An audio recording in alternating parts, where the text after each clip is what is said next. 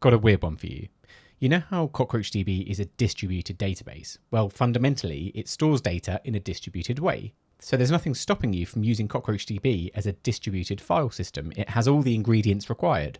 It stores bytes, its LTree data type works brilliantly for hierarchical data like directory structures, and its row-level security lends itself beautifully to locking a user's files down so that other users can't see them. But you didn't hear this from me. Let's get going. I have a CockroachDB cluster that's running across Europe, the US, and APAC. I'll create a files table. This will store the hierarchical structure of my file system along with the permissions at each of those levels. That's managed by this LTree, which also happens to be the primary key. This enforces uniqueness across all of the file structure. I'll create a table to store private data. There's a foreign key to the LTree path in the files table, which also happens to be this table's primary key. It has a bytes table to store the file's content. We recommend limits on this to prevent write amplification, but this is just exploratory. I also have the owner and permissions at this level as well, because that simplifies the row level security, and a user can share their file with different people. Note here that the table is also locality regional by row, meaning that a user's files are always going to be close to them, and they don't necessarily have to be replicated to other regions. The public data, on the other hand, closely resembles the private data, with a primary key foreign key reference to the file's path. The file's contents are stored as bytes, and they can also have permissions attached. But this time the table's locality is global, meaning that data is replicated across the world, giving everyone low latency reads. I'll create two users, Alice and Bob.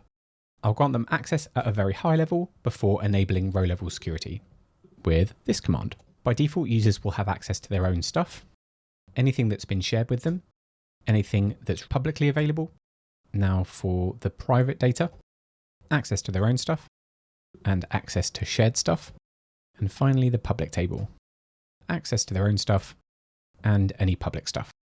I'm also going to create a helper function called list files that takes an LTree path and lists the files at that level and grant access to Alice and Bob.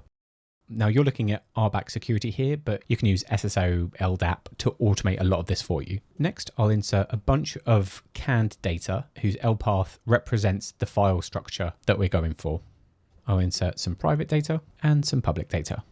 And now I'll start a server. And with that running, if I refresh the page, here's the file system. I'm currently at the root directory for Alice, but I can switch to Bob or the database's root user to get a different view of the same data. If I navigate to the home directory, at every level you can see the permissions that are available. You can open the files and edit them. You can even download the files. And this is all coming directly from CockroachDB. If I switch to Bob here, you'll see that he still has access to the shared file, can't write to it because he's not the owner. He can download it because he has read access, but he can't see the private file that's also in here. So that was CockroachDB, its LTree data type, its bytes, and its row level security, all coming together to create a distributed file system. But just because you can, doesn't mean you should.